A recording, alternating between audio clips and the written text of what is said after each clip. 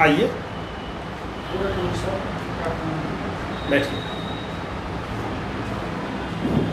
Thank you sir. Mukesh ji, आपके नाम का क्या अर्थ है? संधि विच्छेद कीजिए अपने नाम का। सर मेरे नाम का तो सर गुंगों का देवता सर, इस टाइप से है सर। मूक का मतलब है चुप रहना, जी। मूक का मतलब है शांत, ठीक है। गूंगा जो बोल नहीं सकता हो बोलना, ठीक है। जी। मूक मतलब शांत, और ईश मतलब होता है उसका राजा, ईश, मुकेश। सुरेश, सुर देवताओं का राजा, ईश माने राजा, ठीक है। अब किस भाव से आप शांत रहते हैं पता नहीं, ठीक है, लेकिन यहाँ तो बोलने की परीक्षा है, कुछ पूछा जाएगा तो आपको बोलना पड़ेगा, ठीक है। ये बतलाइए, ईएसआई के दो फंक्शन हैं, एक व्हीकल का निरीक्षण करना, जांच करना डॉक्यूमेंट्स का, और दूसरा उसका रेवेन्यू फंक्शन है। आपके हिसाब से दोनों में से कौन सा फंक्शन उसका इम्पोर्टेंट है? सर दोनों अपने अपने स्थान पर बहुत ही इम्पोर्टेंट है सर, क्योंकि गवर्नमेंट तो इसलिए ही ESI की बहाली करती है ताकि जो व्हीकल से संबंधित रूल एंड रेगुलेशन है उसका भी प्रॉपर रूप से बहाली किया जा सके रोडों पर, और जो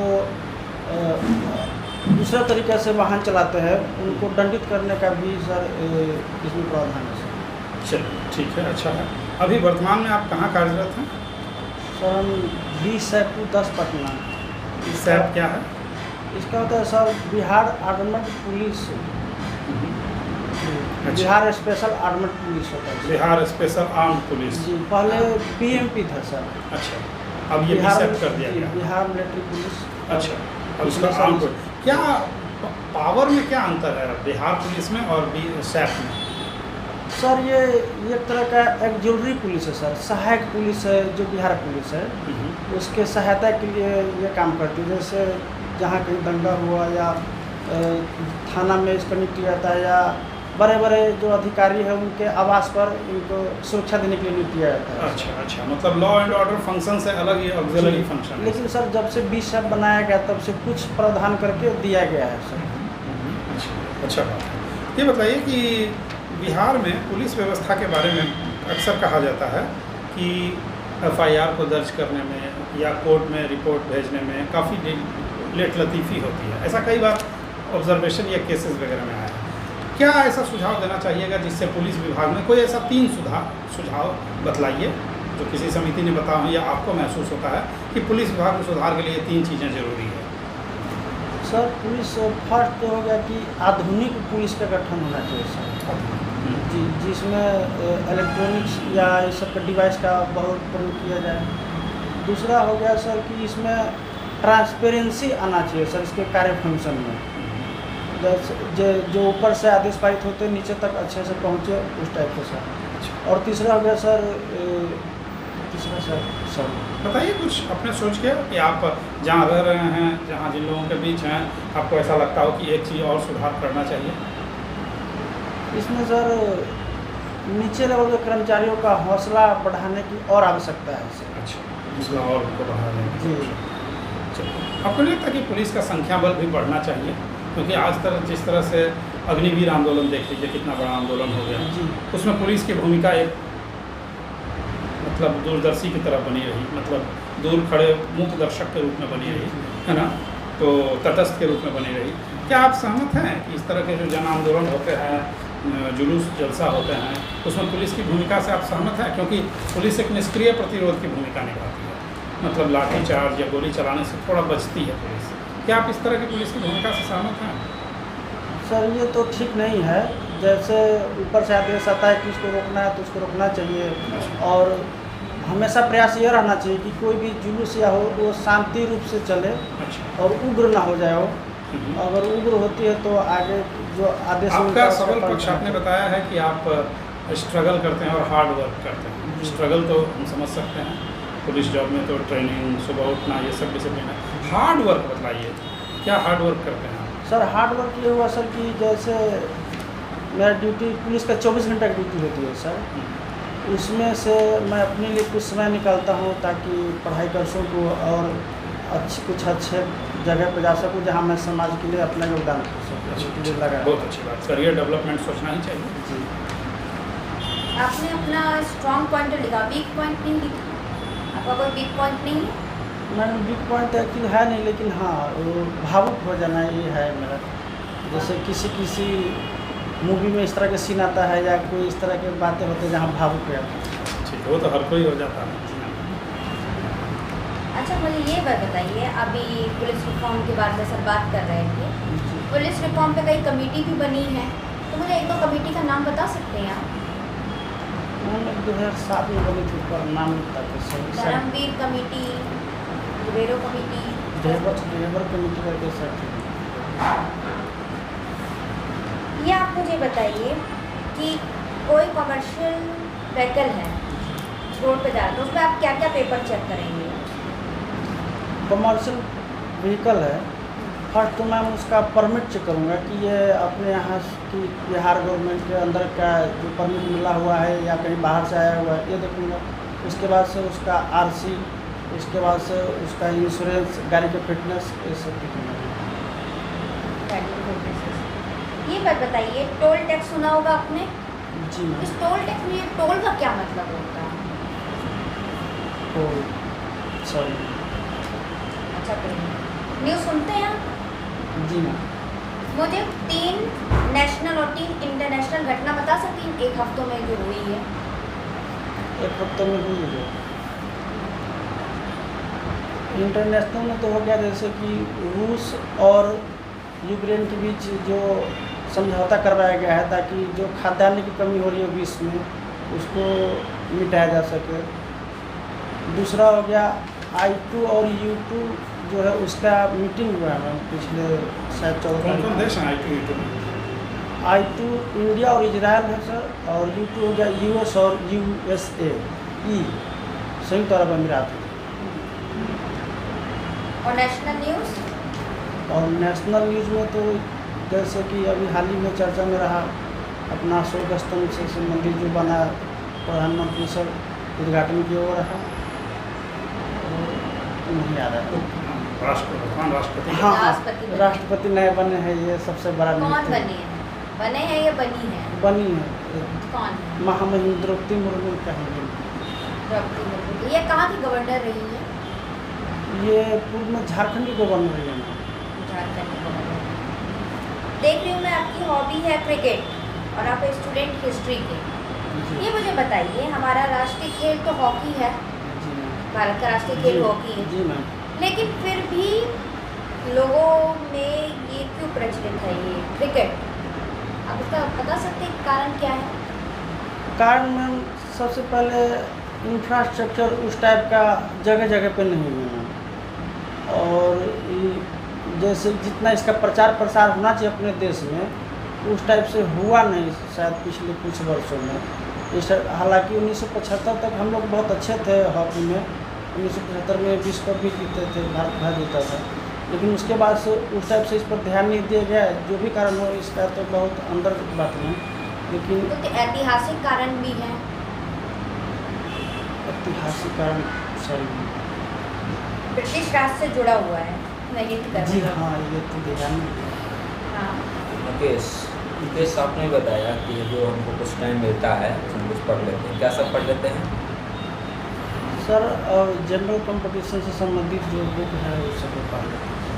और आपने यूनू से ग्रेजुएशन किया है जी सर। तो आपने पढ़ा ही होगा, जी जो का सब्जेक्ट है जी पढ़ा था क्या? जी सर। हिस्ट्री क्या सब पढ़ा था? हिस्ट्री में सर विश्व इतिहास और भारत का उस समय का परिदृश्य 16वीं सदी 17वीं 17वीं या उससे पहले का सर एनिसेंट इंडिया का, मिडल इंडिया का और आधुनिक भारत, ये सब पढ़ा। विश्व इतिहास में आपने पढ़ा होगा कि जो अल्ट्रा नेशनलिज्म है, नाम सुना है अल्ट्रा नेशनलिज्म का? जी सर। अल्ट्रा नेशनलिज्म जो है ये कार्ल मार्क्स का जो श्रमिक क्रांति है उसको रोक दिया था। कैसे रोका था समझ पा रहे हैं? सर नहीं सुन पा रहे, सॉरी सर। समझ पा रहे हैं? और आपने इंडियन हिस्ट्री पढ़ा होगा? जी सर। पढ़ा है इंडियन जी। हिस्ट्री? भारत के राष्ट्रीय आंदोलन को पढ़ा होगा। जी सर। जी कैसे शुरुआत हुई राष्ट्रीय आंदोलन की? सर, इसकी शुरुआत तो लगभग 17वीं सदी से माना जा रहा है, जब से कुछ 17वीं सदी से। जी 17वीं सदी से माना जा रहा है सर। कौन सी घटना से राष्ट्रवाद का प्रारंभ या कौन से परिस्थितियों से हुआ? ऐसे तो सर 1857 की घटना मुख्य रूप से माना जा रहा है, लेकिन बेस तो सर पहले से बनता रहा है।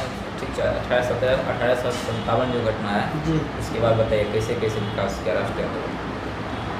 1857 के बाद से सर बहुत सारे जो बुद्धिजीवी लोग थे, बहुत सारे संगठन बनाए। उसके माध्यम से समय समय पर जो हमारे यहाँ उस समय के रूलर थे उनको अपना डिमांड रखा। उसके बाद से सर 1885 में राष्ट्रीय कांग्रेस की स्थापना होती है सर। उसके बाद से 1905 में बंगाल का विभाजन किया जाता है, उसमें भी प्रतिरोध इसका किया जाता है। 1909 में सर ठीक है, ये बताइए कि 1885 का जो भारतीय राष्ट्रीय कांग्रेस है, ठीक है, जी सर। और 1885 से पहले भी कुछ संगठन थे जो ब्रिटिश अगेंस्ट फाइट क्या करते थे, जी सर। दोनों में क्या अंतर है? सर वो असंगठित थे उस समय कुछ लोगों का संगठन था जो इस तरह के बातें रखते थे और उतना प्रभावी रूप से नहीं रख पा रहे थे सर। जब इसमें जब ये हुआ उसके बाद से सर बहुत सारे लोग इसमें जुड़ने लगे और जागरूक लोग भी हो गए इसके प्रति कि ये करना आवश्यक है, इसलिए सब ज़्यादा प्रभावी नहीं। चलिए, 1885 का जो भारतीय राष्ट्रीय कांग्रेस है, ठीक है, जी जी और जब गांधी का आगमन होता है, जी सर। ये दोनों में क्या अंतर है? सर यहाँ से सर जो गांधी जी का आगमन होता है, इसके बाद से सर गांधी जी जमीनी रूप से जुड़े हुए नेता थे सर। और ये स्वतंत्रता संग्राम के जो रास्ते हैं ये गांव तक पहुंचा दिए सर।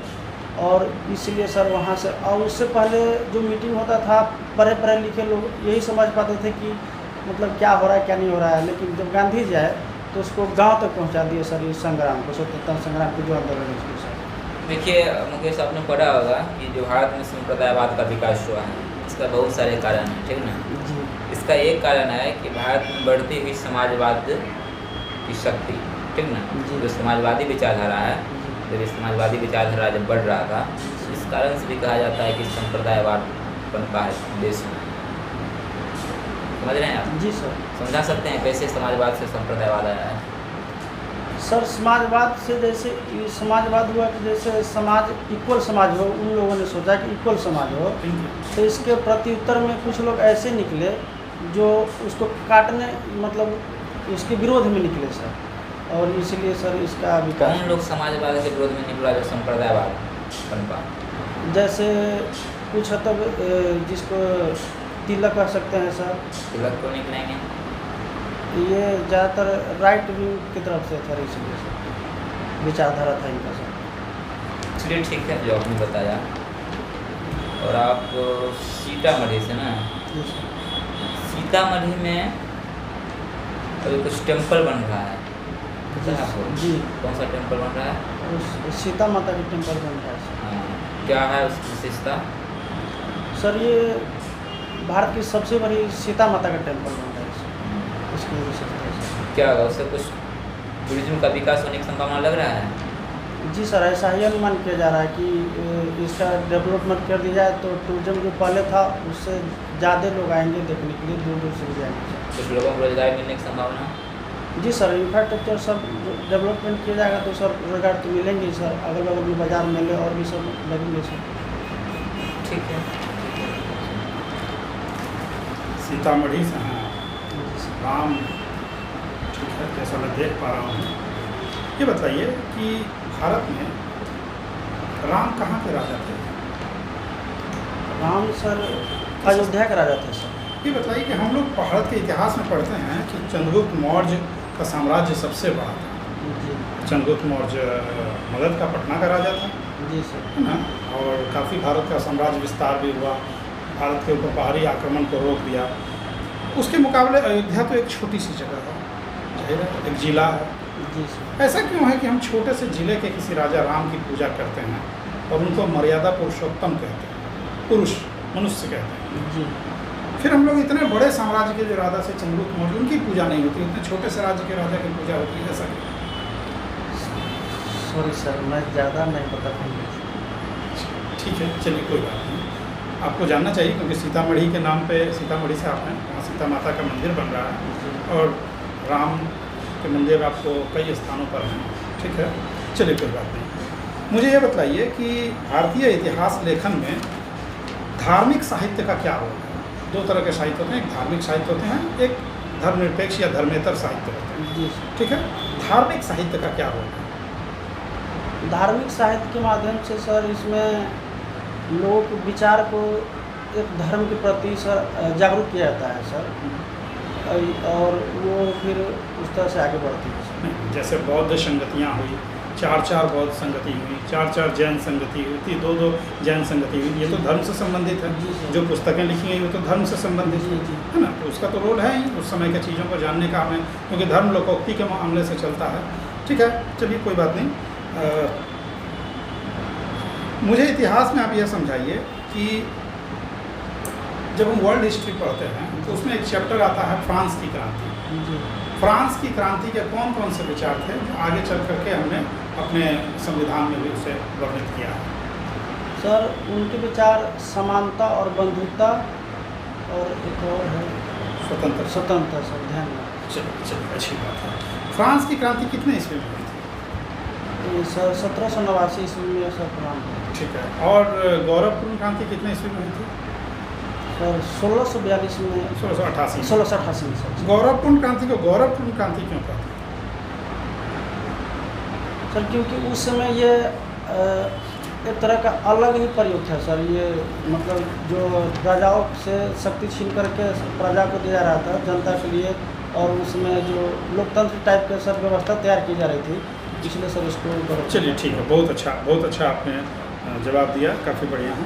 अंत में मेरा एक प्रश्न बता दीजिए कि आईपीसी को भारत में कब लागू किया गया था और आईपीसी में कितनी धाराएं हैं?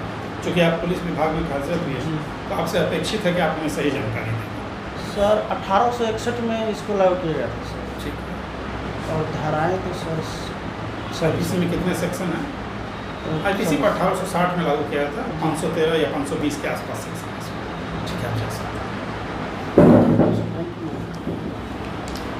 कम बैक आ जाइए, फीडबैक के लिए आ जाइए।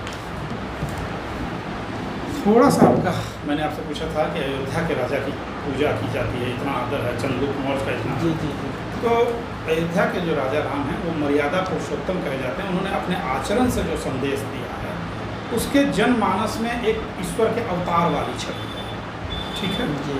दक्षिण भारत तक की यात्रा, सौतेले भाई के लिए राज्य का त्याग, पिता के लिए वन जाना स्वीकार करना, राक्षसों से युद्ध करना, बंदर भालुओं को सेना में शामिल करना, राम सेतु बनाना, गुरु के आश्रम में जाना। ठीक है, और उसके पुस्तकें लिखी गई वाल्मीकि के रामायण से लेकर रामचरितमानस तक। किसी भी पुस्तक में चंद्रगुप्त मौर्य हीरो के रूप में नहीं, लेकिन राम जो अयोध्या के राजा हैं, एक आदर्श पुत्र, एक आदर्श पति, एक आदर्श राजा, एक आदर्श शिष्य, समझ रहे हैं बात को? इस रूप में उन्हें प्रचारित और स्थापित किया गया। हम तो वास्तविकता को उस समय में जाकर नहीं जान सकते।